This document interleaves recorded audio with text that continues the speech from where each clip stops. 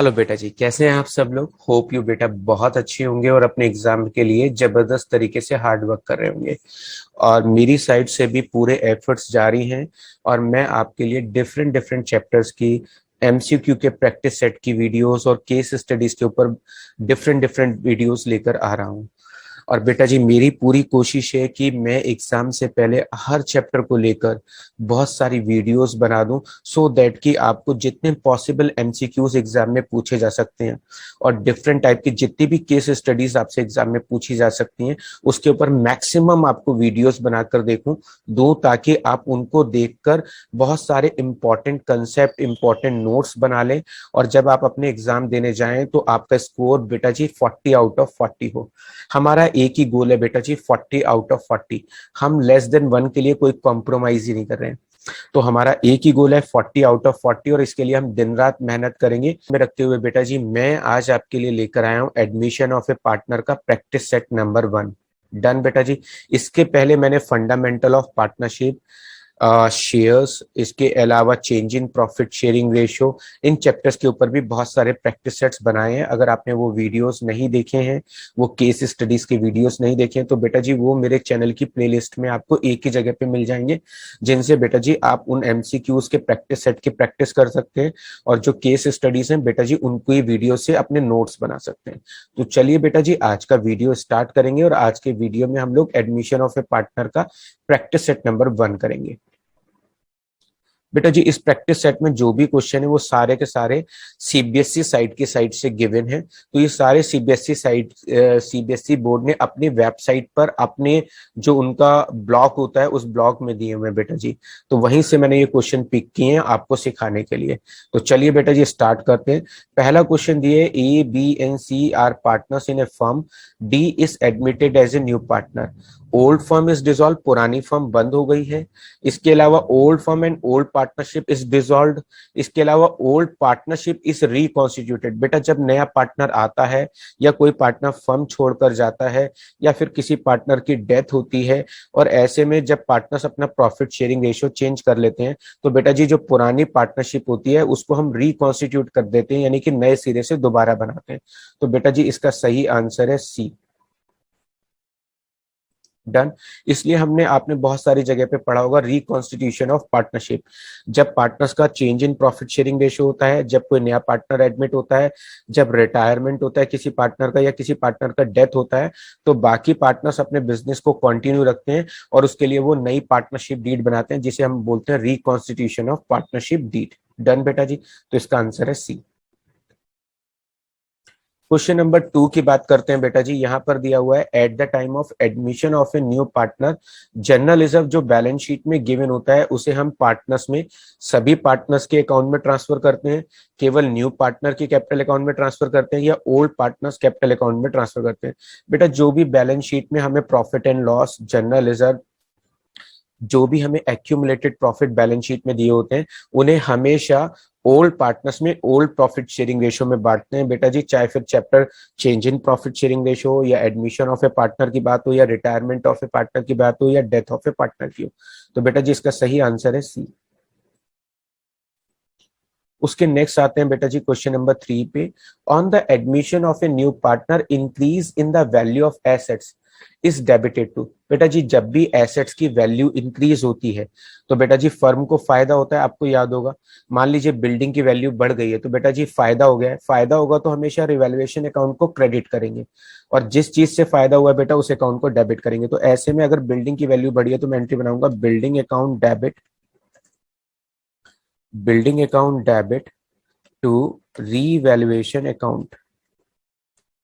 Revaluation account याद रखेंगे बेटा जी, अगर हमें फायदा हो रहा है तो रिवैल्यूएशन अकाउंट क्रेडिट होता है, और जिस चीज की वजह से फायदा होता है उस चीज को डेबिट करते हैं।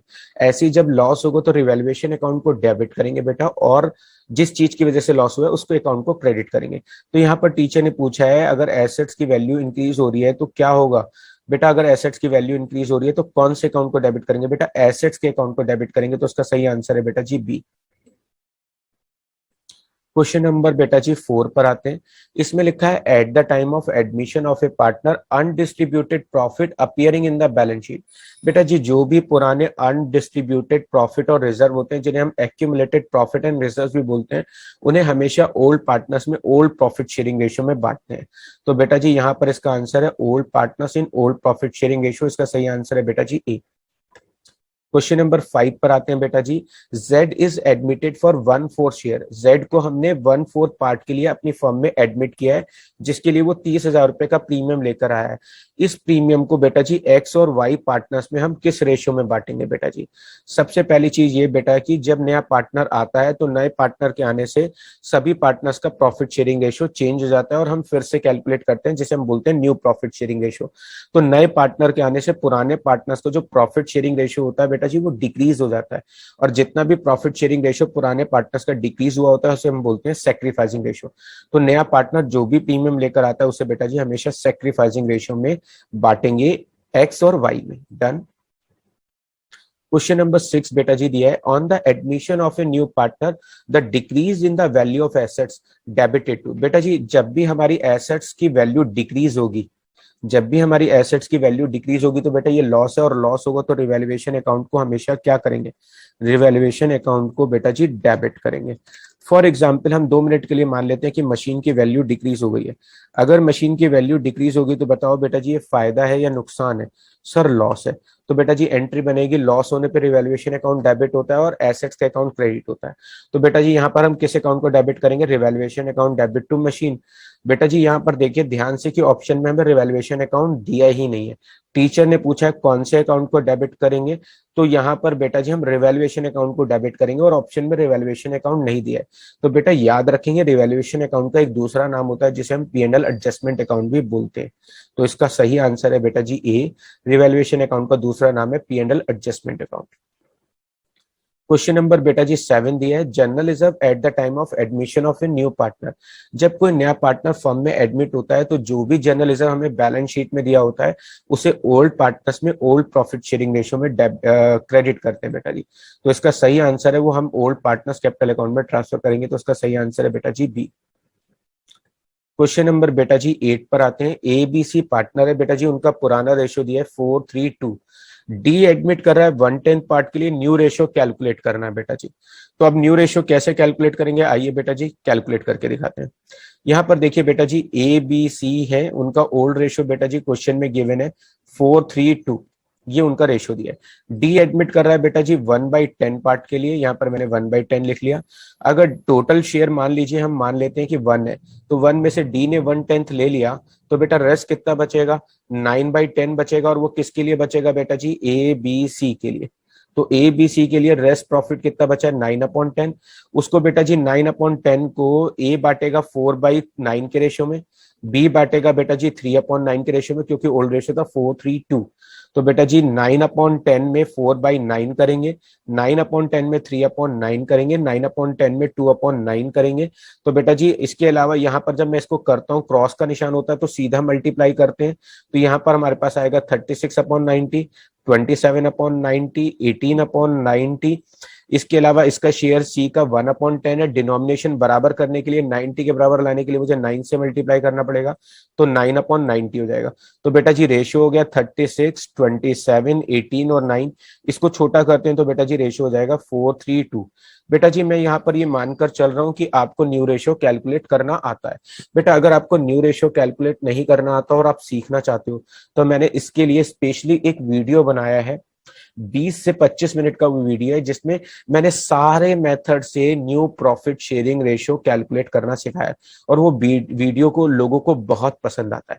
अगर आप वो वीडियो एक बार देखेंगे तो डेफिनेटली वो वीडियो आपको बहुत अच्छा लगेगा, और आपको न्यू रेशियो कैलकुलेट करना एटलीस्ट आ जाएगा 20 से 25 मिनट में सारे मेथड से। बेटा वो वीडियो आपको मेरे चैनल पर प्लेलिस्ट में जाइएगा, वहां पर एडमिशन ऑफ ए पार्टनर का प्लेलिस्ट होगा, उसमें आपको new profit sharing ratio calculate करने वाला वीडियो मिल जाएगा।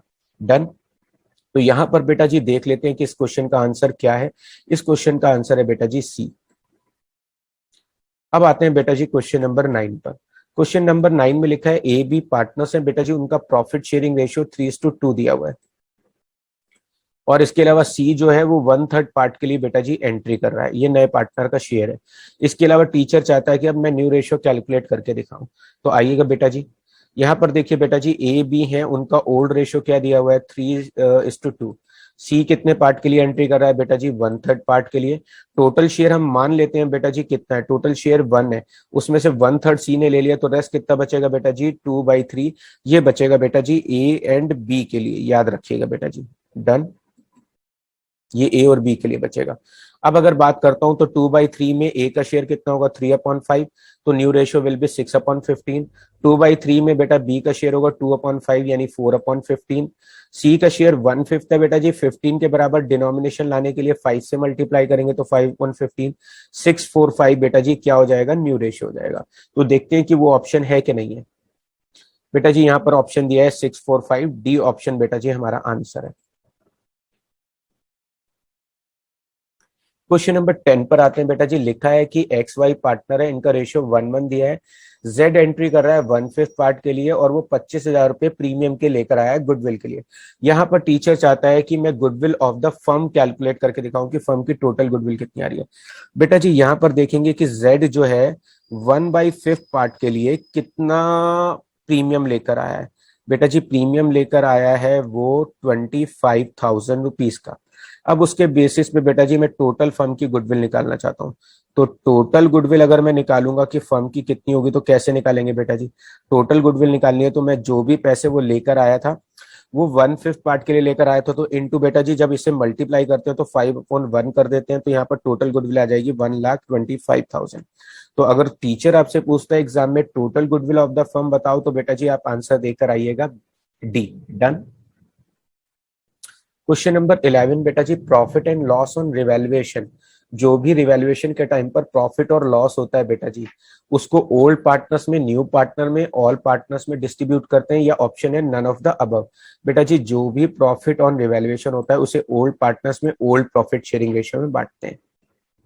क्वेश्चन नंबर बेटा जी 12, when the new partner page for goodwill in cash. अगर नया पार्टनर गुडविल का पैसा कैश में देता है, तो उस कंडीशन में बेटा जी the amount should be debited in firm's book too. किस अकाउंट में डेबिट करते हैं बेटा जी, आपको याद होगा जब कोई नया पार्टनर पैसे लेकर आता है तो हम एंट्री बनाते हैं cash account debit, cash account debit, जो भी वो पैसे लेकर आता है, टू बेटा जी अगर सी आ रहा है तो हम लिखेंगे सीज कैपिटल अकाउंट। मुझे पार्टनर का नाम नहीं दिया है तो मैंने यहाँ पे सीज कैपिटल लिख लिया शॉर्ट में।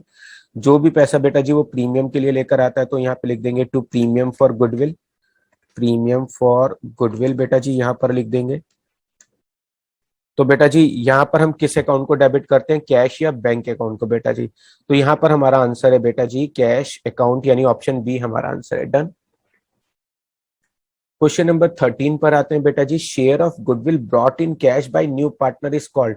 नया पार्टनर जो भी गुडविल के लिए पैसा लेकर आता है बेटा जी उसको हम क्या बोलते हैं, बेटा उसको हम बोलते हैं प्रीमियम फॉर गुडविल। तो इसका सही आंसर है बेटा जी सी। क्वेश्चन नंबर बेटा जी 14 पे आते हैं, बैलेंस ऑफ रिवैल्यूएशन अकाउंट। जो भी रिवैल्यूएशन अकाउंट का बैलेंस होता है या P&L एडजस्टमेंट अकाउंट, बेटा रिवैल्यूएशन अकाउंट का दूसरा नाम profit and loss adjustment account भी होता है।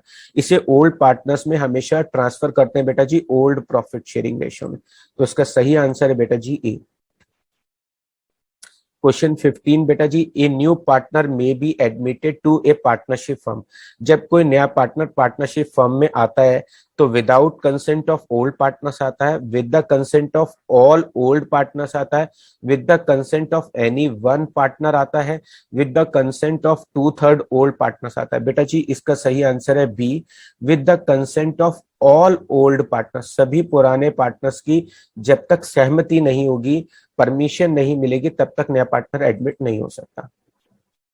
क्वेश्चन 16 बेटा जी, on the admission of a new partner old firm is dissolve, old partnership has to be dissolve, both old firm and partnership have to be dissolved, neither partnership nor firm has to be dissolved। बेटा जी जब भी नया partner आता है तो पुरानी partnership खत्म हो जाती है, फर्म खत्म नहीं होती है, फर्म तो as it is business continue करती रहती है।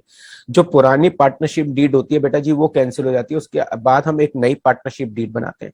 डन। तो यहाँ पर ओल्ड पार्टनरशिप डिसॉल्व होती है, इसका सही आंसर बेटा बी है। 17 बेटा जी, when a new partner bring his share of goodwill in cash. जब नया पार्टनर गुडविल का पैसा कैश में लेकर आता है तो बेटा जी क्या एंट्री बनती है? कैश अकाउंट डेबिट, यहाँ पे कैश की जगह बेटा बैंक भी आ सकता है। कैश अकाउंट डेबिट टू बेटा जी जो भी वो प्रीमियम का अमाउंट लेकर आया उसके लिए लिखेंगे प्रीमियम फॉर गुडविल। डन बेटा जी। तो यहाँ पर प्रीमियम फॉर गुडविल लेंगे बेटा जी। ये क्वेश्चन पहले भी रिपीट हुआ है तो डेबिट पूछा है तो उसका सही आंसर होगा बेटा जी बी। क्वेश्चन नंबर 18 पर आते हैं बेटा जी। यहाँ पर लिखा है when a new partner does not bring his share of goodwill in cash the amount is debited to. कौन से अकाउंट में बेटा जी यहाँ पर गुडविल को हम डेबिट करते हैं बेटा जी? यहाँ पर बेटा जी याद रखिएगा, जब नया पार्टनर पैसे लेकर नहीं आता है तो बेटा जी उतना पैसा नए पार्टनर के कैपिटल अकाउंट या करंट अकाउंट में से काटकर ओल्ड पार्टनर्स को क्रेडिट करते हैं। तो ऐसे में बेटा जी अगर मान लीजिए सी नया पार्टनर है और वो पैसे लेकर नहीं आया तो seize capital account, seize capital account, या बेटा इसकी जगह ऑप्शन आ सकता है सीज करंट अकाउंट। एग्जाम में दोनों आ सकते हैं बेटा जी। ओल्ड मेथड में कैपिटल लिखते थे, नए मेथड में करंट लिख सकते हैं, लेकिन एग्जाम के पॉइंट ऑफ व्यू से दोनों आप समझ के चलिए, कुछ भी पूछ सकता है। To A's capital account, to B's capital account. तो बेटा जी जब नया पार्टनर प्रीमियम का पैसा कैश में लेकर नहीं आएगा, अगर फॉर एग्जांपल सी नया पार्टनर है तो उतना पैसा हम उसकी कैपिटल में से या करंट अकाउंट में से काट लेंगे और ए और बी के अकाउंट में बेटा जी उसको क्या करेंगे? क्रेडिट कर देंगे।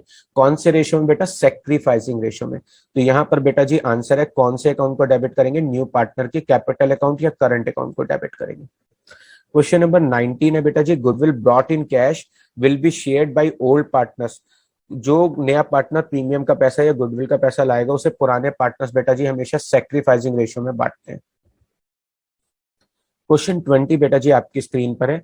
If at the time of admission, admission के समय पर there is some unrecorded liability, अगर कोई अनरिकॉर्डेड लाइबिलिटी है तो बेटा जी अनरिकॉर्डेड लाइबिलिटी को अगर मैं बुक्स में शो करूंगा तो लॉस होगा। एज यू नो बेटा जी जब भी हमें लॉस होता है तो हम क्या करते हैं बेटा जी? जब भी बेटा जी हमको लॉस होता है तो हम रिवैल्यूएशन अकाउंट को क्या करते हैं? हम रिवैल्यूएशन अकाउंट को बेटा जी लॉस होने पर हमेशा डेबिट करते हैं। ये बात बेटा जी आप याद रखेंगे, रिवैल्यूएशन अकाउंट बेटा जी क्या होगा? डेबिट होगा। और बेटा जी जिस लाइबिलिटी की वजह से लॉस हुआ है बेटा जी तो यहाँ पर लिखेंगे to unrecorded, short form use कर लेता हूं बेटा जी, अनरिकॉर्डेड लाइबिलिटी अकाउंट।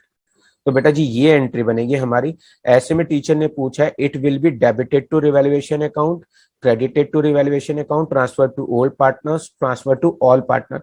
बेटा जी ये लॉस है इसलिए रिवैल्यूएशन अकाउंट के डेबिट में लिखेंगे। तो उसका सही आंसर है बेटा जी ए। तो बेटा जी ये था आज का वीडियो जो कि एडमिशन ऑफ ए पार्टनर के ऊपर प्रैक्टिस सेट नंबर 1 था, जिसमें मैंने कुछ इंपॉर्टेंट एमसीक्यूज और ट्रू फॉल्स आपके साथ डिस्कस किए। बेटा जी अगर ये वीडियो आपको यूजफुल लगा हो और आप इसी तरह के और यूजफुल वीडियोस देखना चाहते हैं तो चैनल को सब्सक्राइब करिएगा, और अगर ये वीडियो अच्छा लगा है तो इसे अपने और फ्रेंड्स के साथ शेयर करिएगा। अगर बेटा आपको ये वीडियो अच्छा लगा है तो प्लीज सब्सक्राइब द चैनल और इस वीडियो को अपने फ्रेंड्स के साथ ज्यादा से ज्यादा शेयर करें।